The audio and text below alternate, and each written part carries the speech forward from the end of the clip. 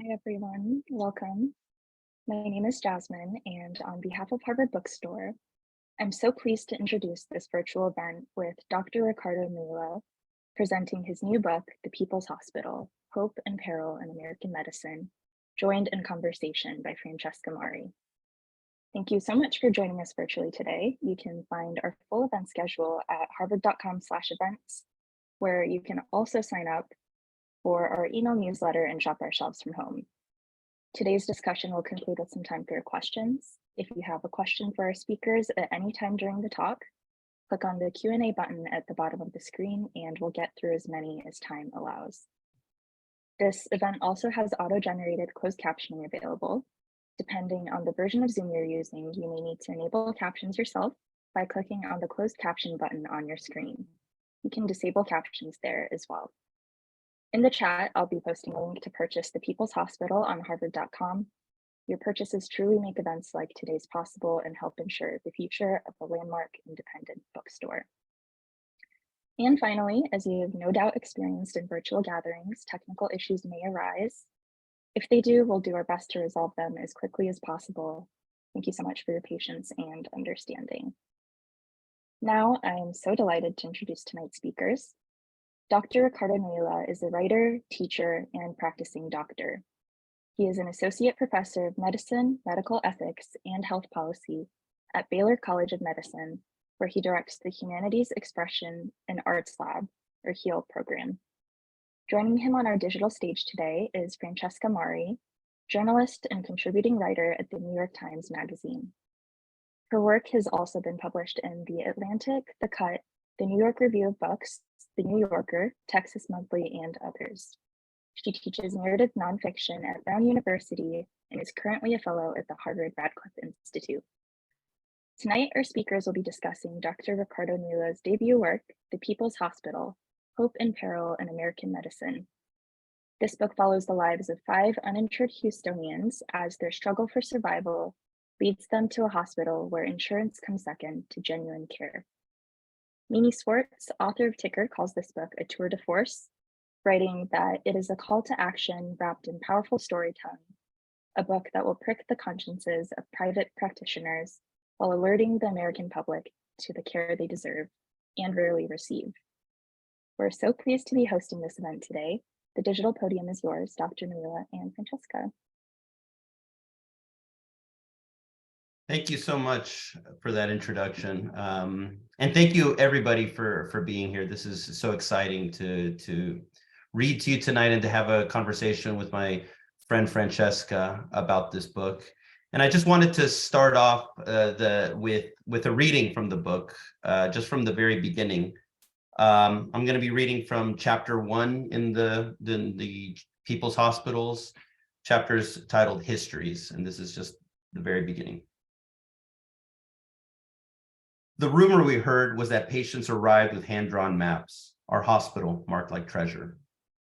The stately Nigerian lady who responded, "Yes, doctor," to everything, metastatic breast cancer.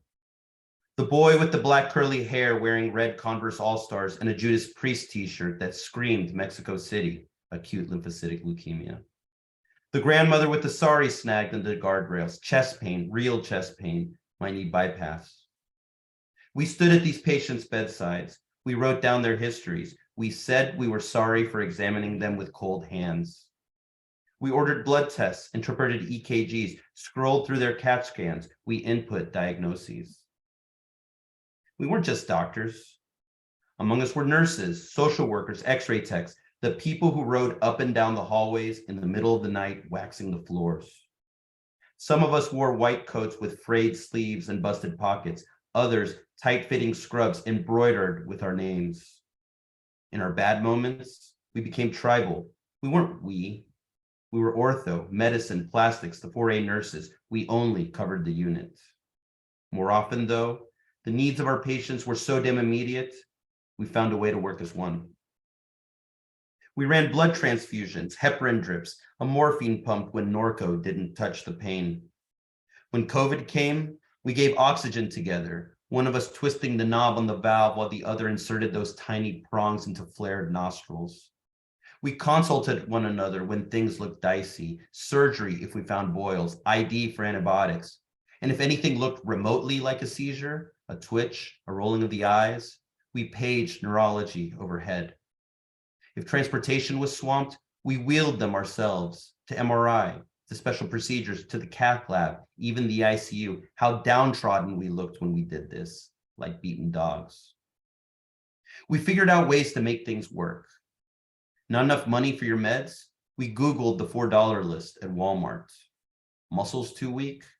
We dug up a refurbished walker from the basement. Dying and homeless and alone? We called in a favor from the hospice that used to be a Tudor-style home. And when our work was done, once we could envision someone not dying within 24 hours of our discharge order, once the first chemo had gone in, once we could be sure their chief complaint was addressed, the thoughts still lingered in our minds. What brought them here? What are their stories? Ben Taub Hospital, the largest safety net hospital in one of America's most diverse cities. We are Heathrow if you replace the Emirates and the Virgin Atlantic planes with Greyhound buses. There are no atriums with pianists here playing Here Comes the Sun to welcome you. No soothing sounds of running water from hidden speakers or, gasp, from an actual indoor waterfall. There is no Starbucks. Our cafeteria serves some form of barbecue most days for lunch and packaged salads topped with egg or chicken strips. That's unless you prefer the full menu McDonald's, located inside the hospital, that's open 23 hours a day. We do have a gift shop, though it looks more like a convenience store, heavily stocked with greeting cards. Not the pun-filled ones, rather the kind that get the point across. Condolences, available in Spanish too. If you type Ben Taub into Google Maps, you'll find it crammed between the Houston Zoo and the 30 other institutions that make up the Texas Medical Center, the largest concentration of medical facilities in the world. Some of the field's most important innovations took place in this medical metropolis. The first successful bypass, the first artificial heart transplant, the first beatless artificial heart. Imagine that, no lub-dub, just a constant whirring. The first silicone breast implant, one of the first civilian helicopter ambulances, the Bubble Boy, all here. Not that the patients at Ben Taub know this. Some may have heard that MD Anderson is rated top in the country in cancer care, or that at Houston Methodist, you might find yourself fortunate enough to have a robot operate on your prostate. The TV ads air in Spanish too. It's possible that at night, our patients look out their windows and behold the sparkle of so many new glass buildings, some of them named after billionaire sheiks who sell the oil that becomes their gas. More likely, they're looking out in the direction of the zoo, toward the parking garage and bus stop, wondering how they'll get home.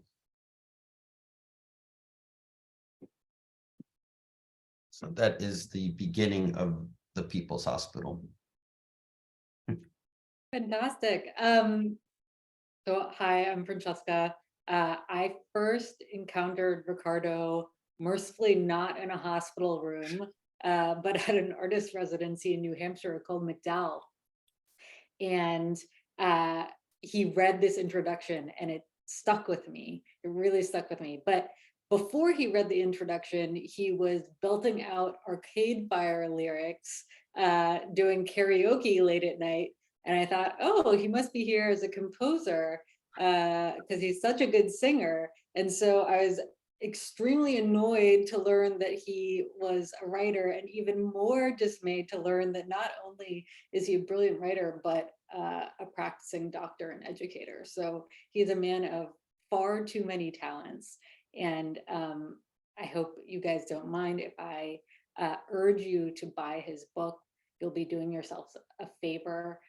It's an excellent book, and Ricardo is such a kind person, and kind of living with him in this crazy cultish camp, I saw just what a present person he was with such a strong moral compass, and he's exactly the person you want to help you navigate the hell that is healthcare in America, which is what the People's Hospital does.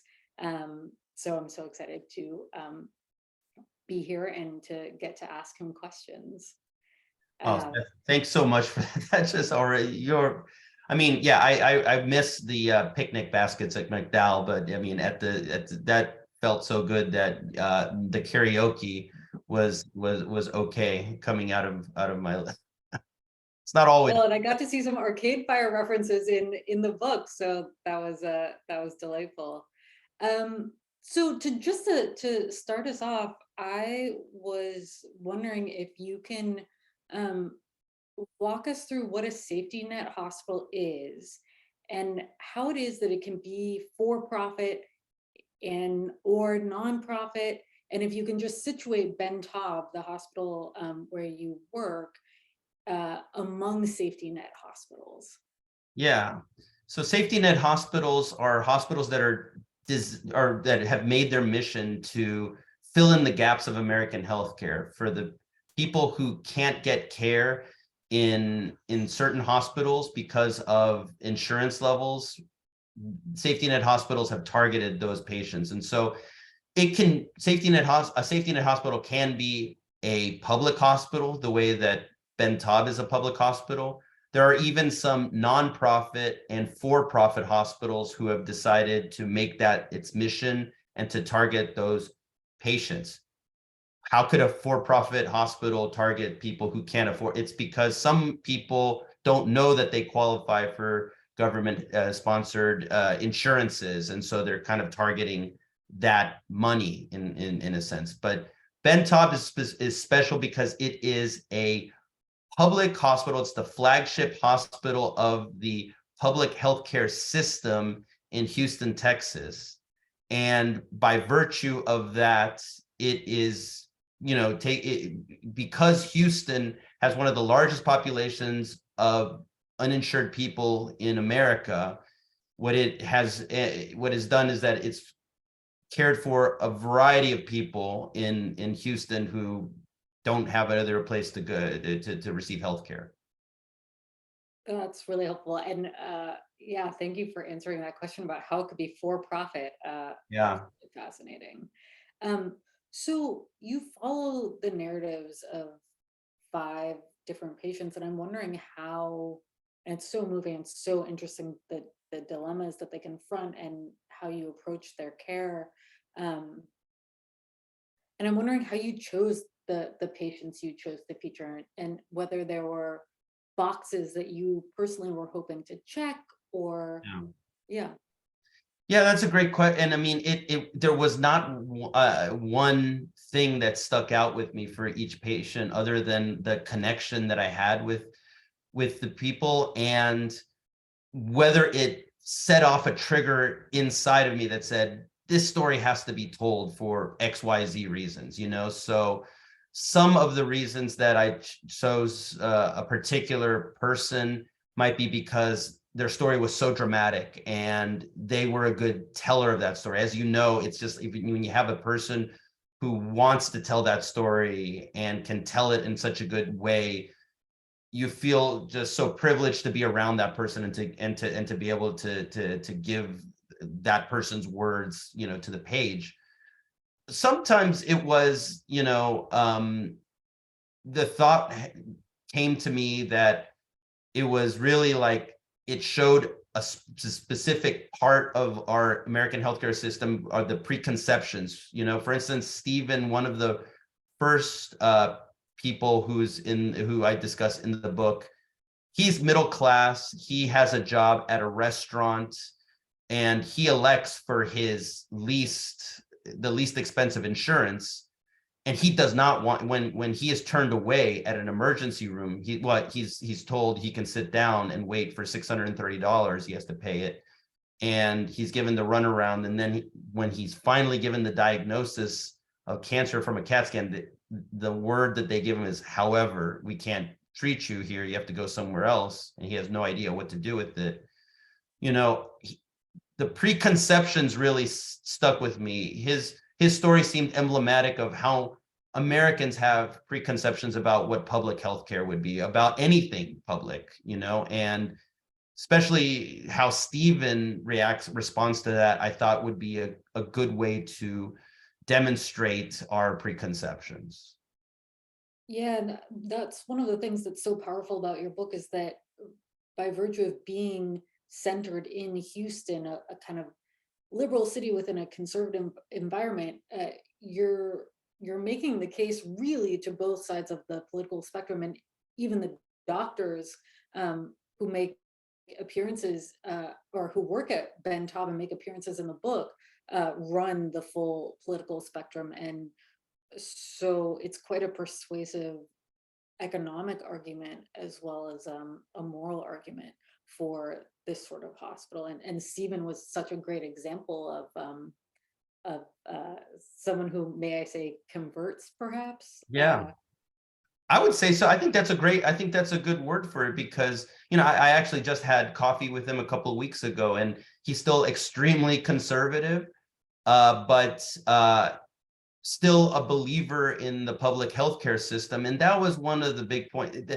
This book, I was a bit naive enough to just start off this book and say, the patient story, I just want to depict these people's stories who we don't know about, and I want to depict them artfully in a way that is like journalistically, but journalistically and artfully in the way that you and I think of like great nonfiction writing.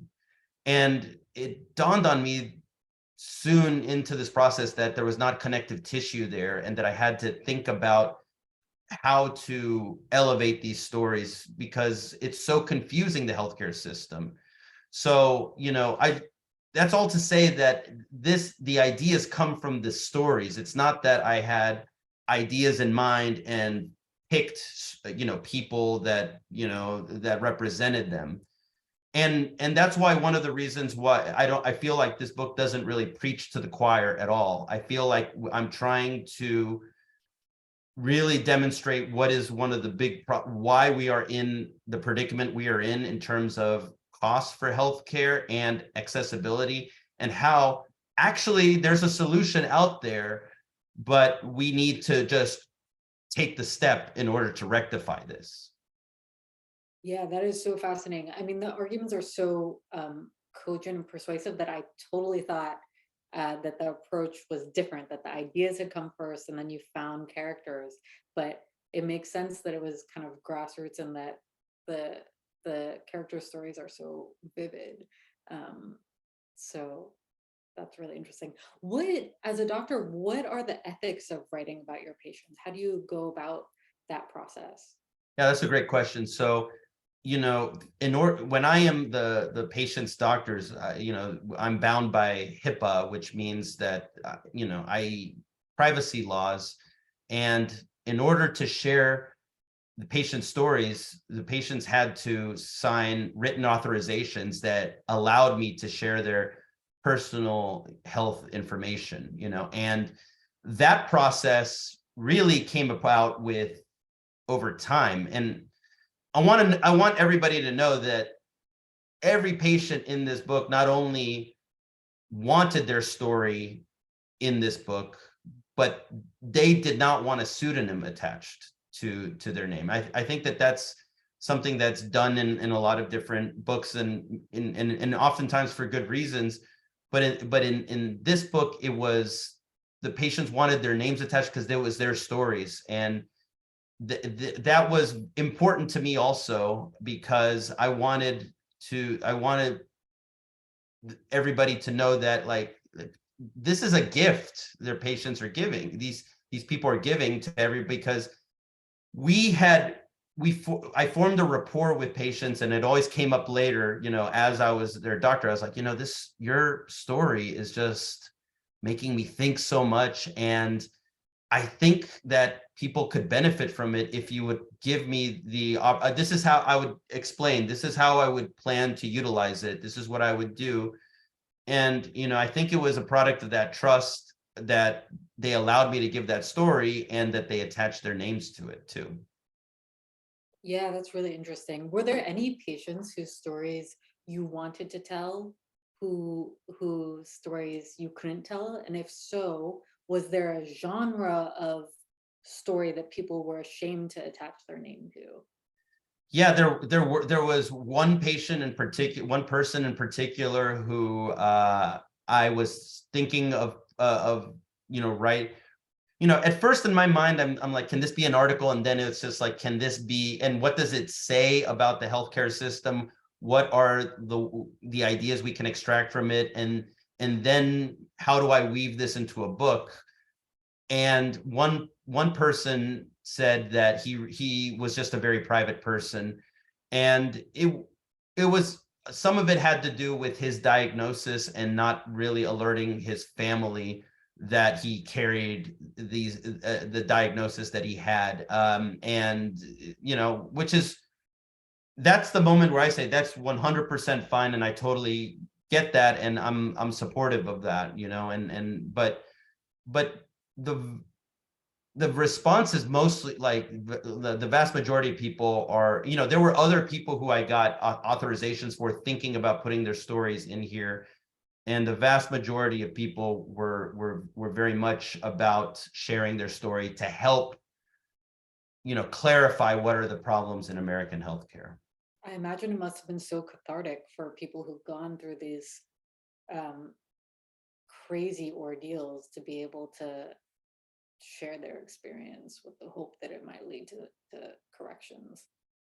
I think in some cases it was. I think in some cases I also experienced that it was difficult because, I think some of it was a little bit triggering, and that affected me as like an author, to think that the people who were, you don't want your work to harm, your patients, especially when, part of my responsibility was to, advocate for them and also, avoid harm with them. So but I rely on that relationship, on the wards and in writing. It was just that closeness. I was very careful to try, I had fact checkers and like really kind of like wanted to make sure that we had things performed accurately, but I did not want any of this writing to harm the people that were involved.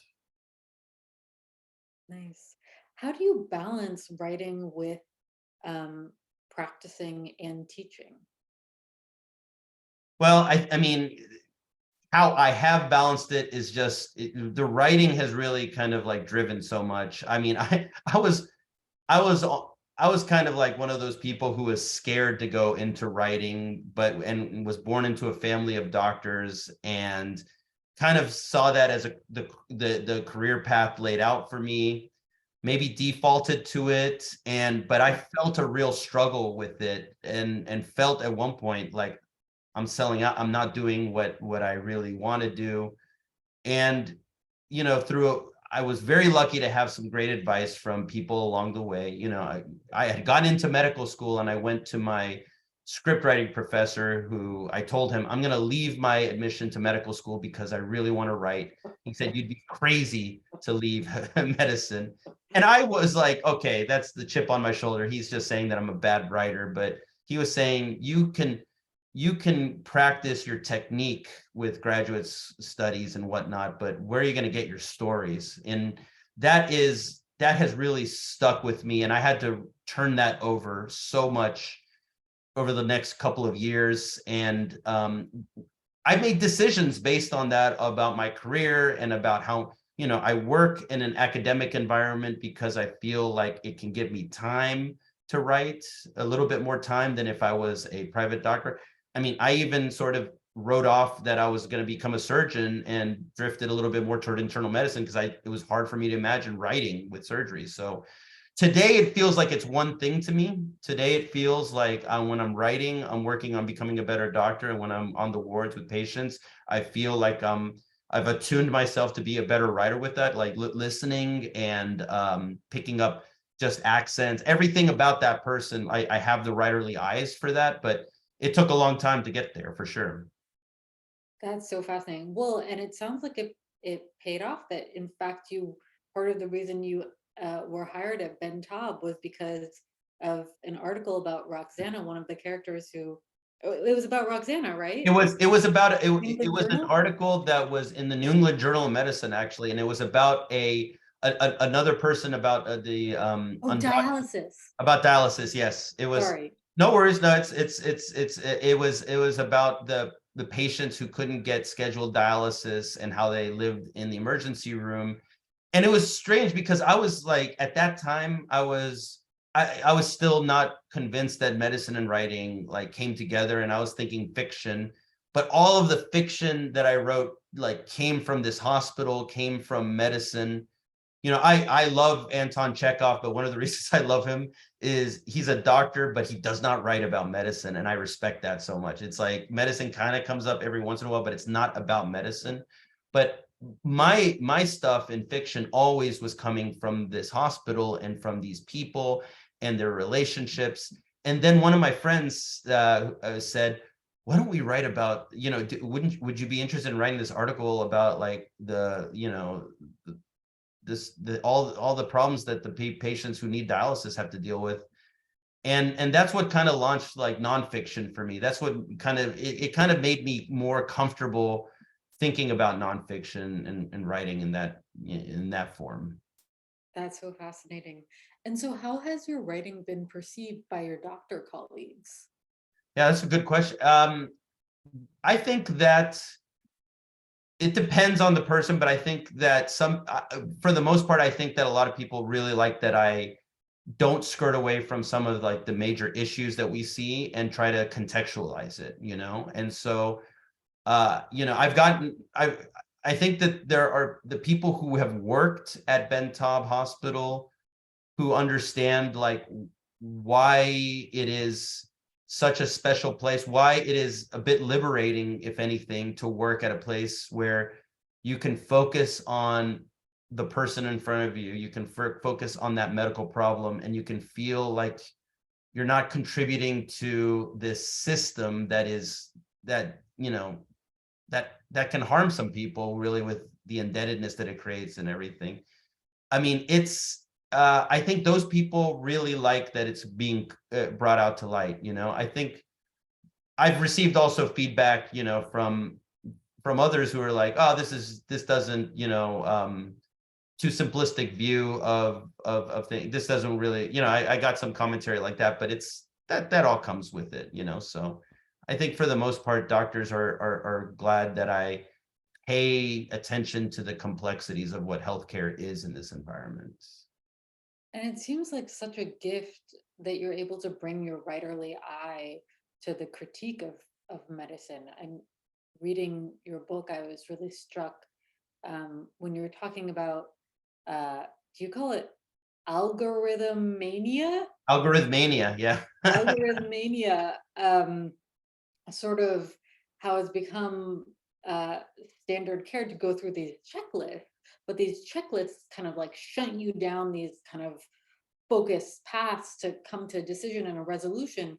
But Ricardo makes the observation that one of his concerns with that practice is that the protagonist is not the patient, it's the doctor. And sort of that lens is such a kind of writerly lens that is so revealing of a flaw in that system. um and also you talk about, when you're talking about Alvaro, everybody needs to go home and read the introduction to this book tonight. I'm not going to spoil anything, but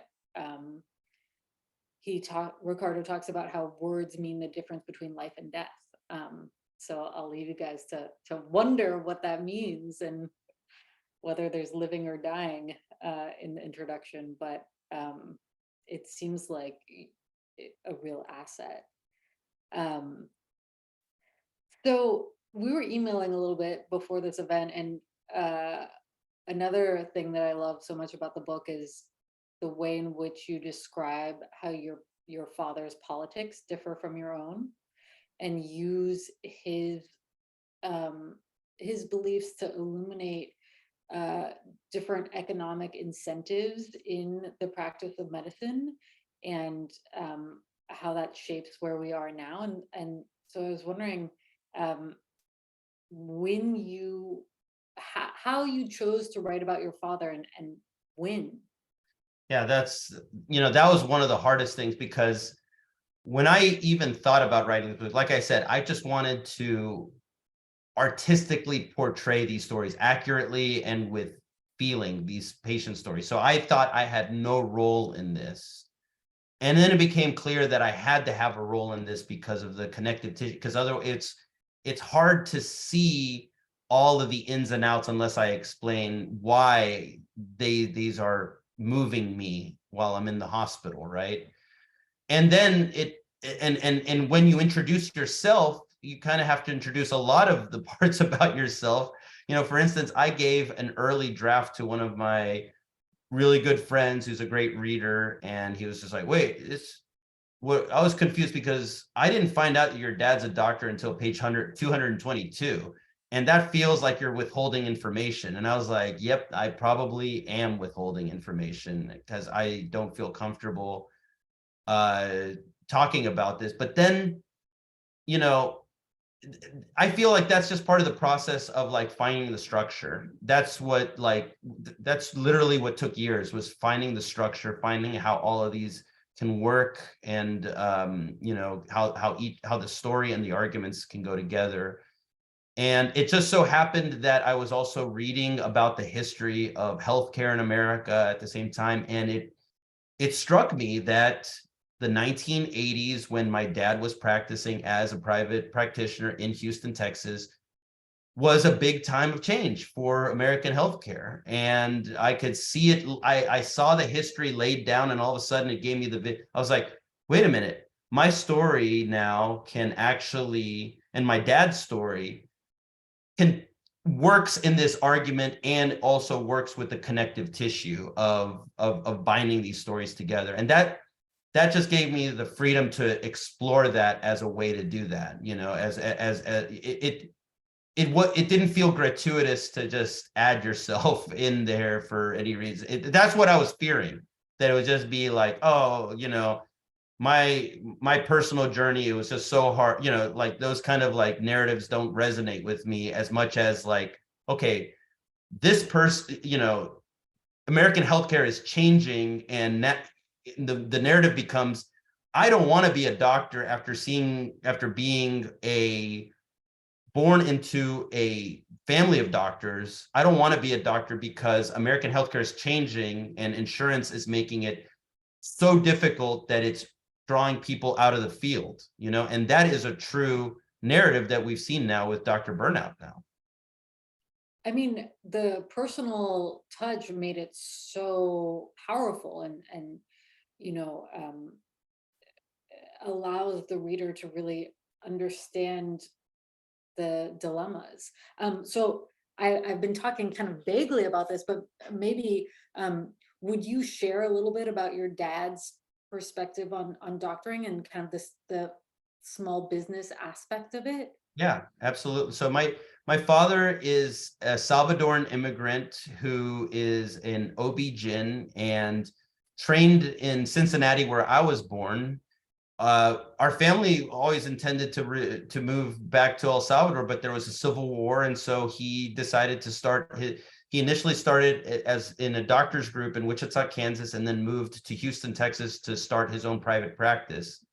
And at the when he first starts off in the mid 80s, things are going really well. He has, just he has only 2 employees to start his private practice. One's a nurse to help him, with all the patients, and another person is a receptionist type person. But as his practice grows, he has to contend more against insurance companies, and that's what flavors my sort of perception of healthcare. I remember when he had 3 employees dedicated solely to calling insurance companies every single day to obtain the compensation that he had billed for, the price, all these things. One of those employees was actually my grandmother, who was his mother, Chicago-born, Depression-era raised person, the type of person who stowed like 2 years worth of toilet paper in the attic, just to make sure that like everything was okay with like going forward. This was the perfect employee to sick on the insurance companies. And so it's it was very interesting to me thinking back about that. I didn't want this to be a memoir, but I allowed myself to use all of the nonfiction tools in telling this grander story of like why people why people can't be cared for in America, the world's, richest country. Yeah, no, it's so fascinating. So I have to ask, has your dad read the book? Yeah, he did. He did read the book, and it's funny because he's not like he reads, but he doesn't read this kind of stuff. And he said, "I read it in 2 nights. It's good." That's all he texted me about it. But he's like, he's the type. He's like, yeah, we differ politically, and we had some major disagreements about the politics. Still do, but as a doctor, he recognizes the value of a public healthcare system. Ben Taub, where I work, he agrees that he fought this uphill battle. I say that he's kind of like, he was kind of, as a private practice doctor alone, he was kind of like the mom and pop shop that was fighting against the McDonald's. And that's really kind of the case for a lot of private physicians. And it's become harder and harder. And that's one of the things that since the book has come out, many doctors have stated that to me, that it's just so hard to compete against these corporate interests that are everywhere. And so even though that's one of the things is very interesting, is that even though we have different political ideals, and I think that this is the truth about healthcare, is that there is unity about about how the system is a problem, that it's it's extreme right now how things are, and that there are certain places, like if we had something like public health care, or a two-tier system, that that could satisfy people on both sides of the political debate. And that's why, one of the reasons why I thought this story was so important to tell. Yeah, and so I recall that you learned about Ben Taub because your father donated a bit of his time Yeah. there, and that was his way of sort of contending with the increasing number of uninsured who were seeking his care. He volunteered his time. Yeah, he was starting to feel burned out, and he wanted to get back to his roots. So he worked with the resident. He liked to teach at the hospital, and he would dedicate some of his time to working with residents and medical students in the hospital. And I mean, I think that that's unfortunately, like I've encountered a lot of people who are practitioners, doctors in America, who feel like that their work has drifted. There's mission drift, and they feel like they need to give time, and maybe they do volunteering, but it's becoming it's becoming harder in America. In this economic environment, are there any arguments for the private practitioner? Yeah, that's a great question. I think that the argument would be that the American roots are that, like, it's what I say in the book. It's like one patient, one doctor, which is that, the American Medical Association laid out some certain kind of like guidelines, and one of them was that nothing should come in the way. That document is pretty old, like 100 years old. But I think that a lot of groups have drifted on this and are not as steadfast about that. It's hard to find a cogent argument about that, because it's so difficult to maintain. The demands of medicine are more now than they were 100 years ago. Now you do need supervision at night, for instance, in the hospital. It's hard to be a private practitioner that is 24 hours on call all the time. So I haven't heard like strong arguments for that private practice. I think that what you would find alternatively is like arguments for concierge medicine kind of things, like group practices by doctors where they would come to your house, and then maybe if you need to be referred to the hospital, that's where they would hand you over to some person at the hospital there. I want to make sure to leave enough time for the questions that I'm seeing pop up. So I'm going to ask one final question, then I'll add some more if I'm lucky enough to have time. But what's the number one change to healthcare you would hope to see, or you want? What's your greatest hope for your book? What if it could only persuade people to do one thing? What would it be? I think get behind universal basic healthcare for all. And because I think that that's the way to control costs. I mean, of course, if I had a magic wand, I would say we have to control costs, but the mechanism in American healthcare is such that that can't be done just by magic. It's structured like that.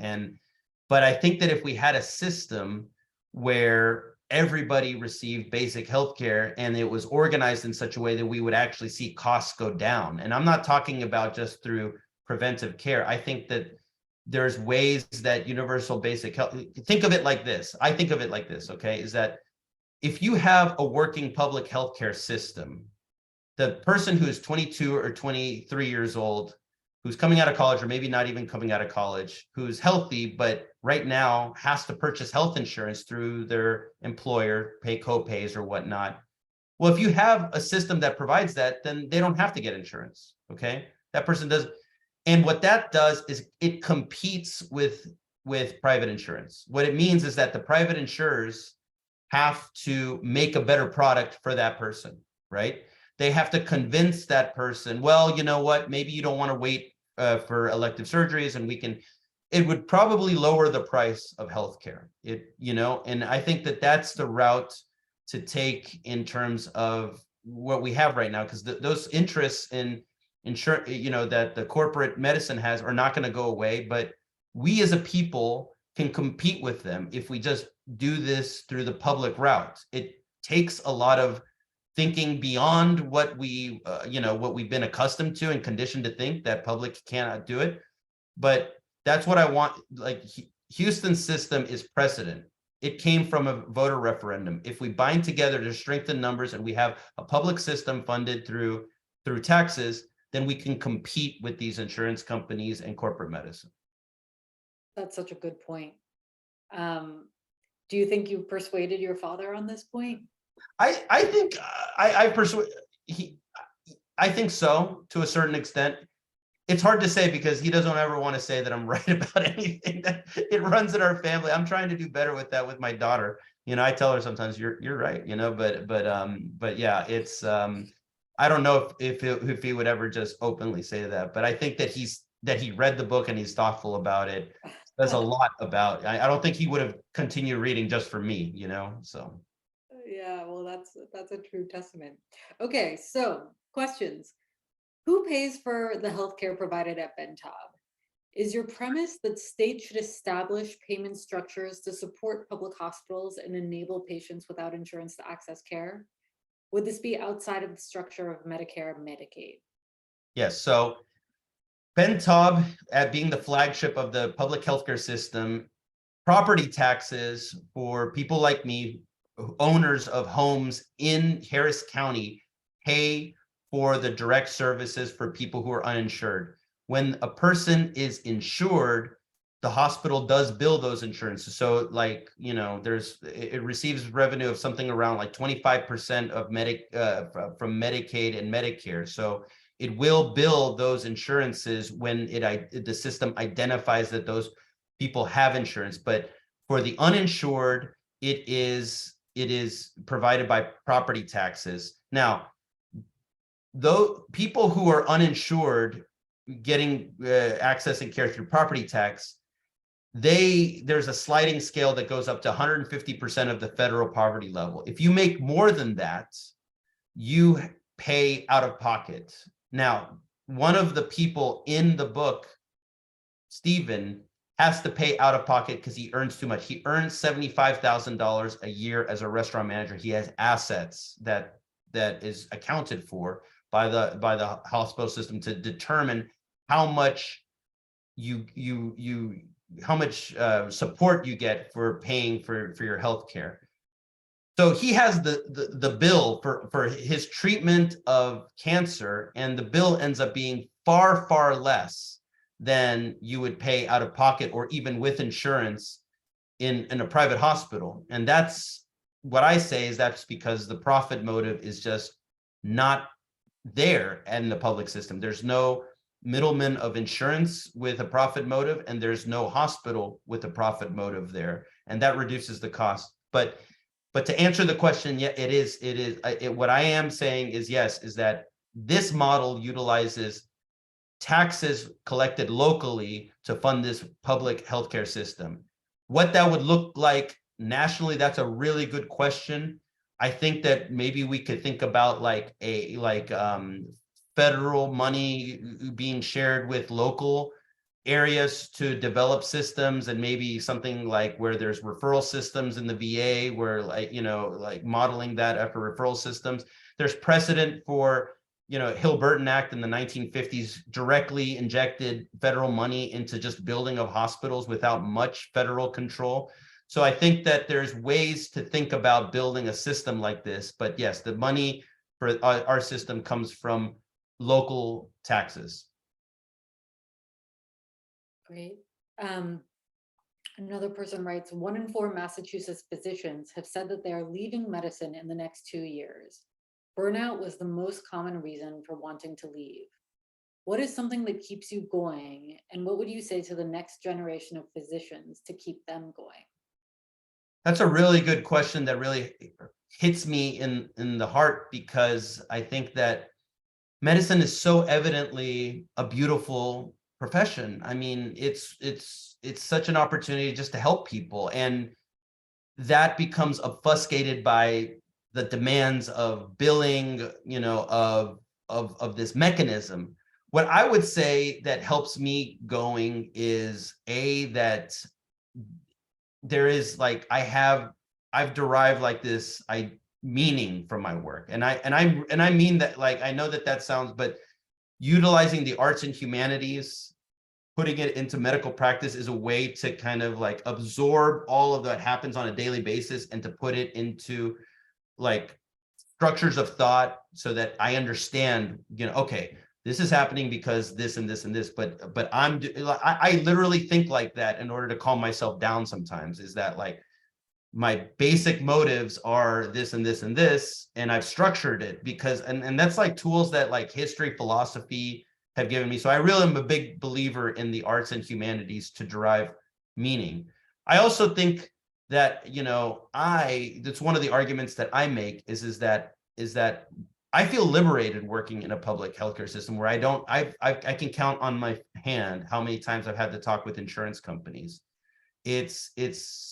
I work with what we have in the healthcare system, and so I can spend my time with people, and I don't take on extra work for money when it's dangled in front of me. I mean, that's just trying to reprioritize as doctors that, those meaningful conversations, even if I have less money. I mean, what are the benefits of it? Well, I save I save my resilience. I save, my sense of like meaning. Those are all things, and incorporating the arts, I think, are methods that I've used and that I feel like can help. And I think that a lot of the governing bodies of medicine and medical education believe this too.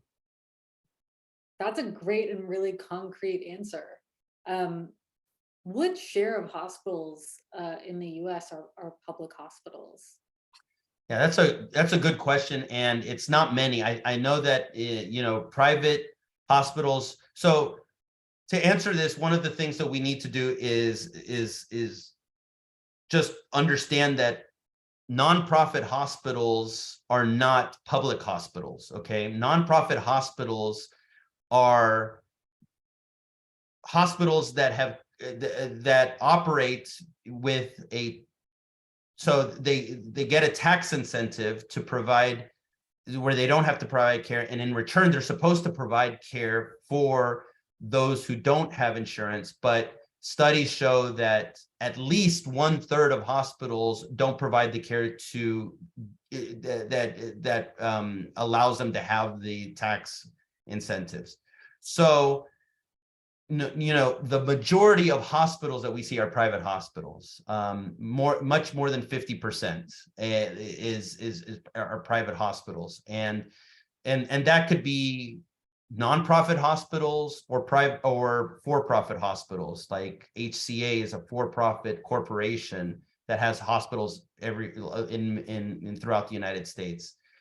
That, there's not much difference in how nonprofits and for-profits operate. They are operating in many regards in order to extract money, as much money from, paying customers, insurance, whether they be insured or not. And that's just the way that it's been incentivized for them and structured. Public hospitals are different, and far fewer public hospitals in the United States. That's such an important distinction. Now, is a public hospital synonymous with a safety net hospital? No. No, But not necessarily. There are some Mhm. safety net hospitals that are nonprofits, like I said, who have said that, okay, let's put it from this perspective. A hospital might have recognized that in a community there's a lot of people who might be eligible for Medicaid or Medicare and have just not applied for it or gotten it. So they might cater to that with the idea what's going to really keep the lights on in this place is getting people to qualify for Medicaid or Medicare or other funding, and then that's how we're going to keep the lights on. And so that becomes a safety net hospital because those people are not insured at first, and are in vulnerable communities or whatnot. But that's how a safety net hospital, which is for profit or even nonprofit, can be it can be a safety net hospital. And so that, I know that it sounds like it's contradictory, but that's just the way that the market works, and we are beholden to the market. No, your description makes total sense. It's the fact of the matter that's Yeah. probing. It's like those predatory hospice companies that seek out heads. Yeah. Still. Wow, that just made me cringe. Predatory hospice. um, Somebody asked, what are some books you keep in your writerly toolbox / doctor's bag? That's so funny that you say that, because I actually went and bought a doctor's bag at an antique store so that I could put books in it for like a decoration for like this party that we were having for the arts and humanities. And so it's just funny because I'm looking at it right now, a doctor's bag but in that bag, it's a whole different milieu, because I don't necessarily read medical works necessarily. Like I like William Carlos Williams a lot. I really love Chekhov, but beyond that, I really like some of the other writers. Like right now I'm reading Rachel Cusk a lot, Elena Ferrante. Those are just fiction really is what grabs you. Jonathan Franzen's books. I think that's helped me kind of with the writerly part when I approach patients, which is just like to really kind of like think about like that relationship that I have with people. What are the differences between us? How can I bridge those gaps and whatnot, whatnot. Nonfiction wise, I think Adrian Nicole LeBlanc with Random Family was just like a huge book. One of the books that I've recently read that has just resonated with me beyond anything is Jacques Barzun's From Dawn to Decadence, 1500 to the Present, Western Cultural Life. It's just amazing. It just, again, that's given me that structure on how to absorb like modern day kind of occurrences and kind of situate them in a structure of meaning. Oh, okay, well then this is happening because we're too beholden to liberty, perhaps, or something like that. So those are some of the things that come to mind off the top of my head. That's interesting. And were there any books that you referenced while sorting out your own book? Yeah, I referenced Jean de Hartog's The Hospital, which is out of print. We're trying to bring it back into print, but it is this was the foundation of the hospital system in Houston. This is one of the reasons I really wanted to tell the story, is because there was one charity hospital in Houston in the 1960s that cared for all of the people who couldn't afford healthcare at the time. And at that time, it was mostly poor African Americans and immigrants. And since it was a charity hospital, it depended on either the state or the city or the county for funding, and each was trying to dump it on the other. Well, this professor of creative writing, he was much more than that. He was a Nazi resistance fighter, Dutch sea captain turned playwright, novelist who was teaching creative writing at the University of Houston. He's a Quaker, and he decides to volunteer at this hospital, Jefferson Davis Hospital. Again, that was for like the poor African Americans of this city. And he saw that the conditions were so atrocious. I mean, we're talking about cockroaches crawling into people's tracheostomies, people lying in filth. It was awful. He wrote op-eds about it.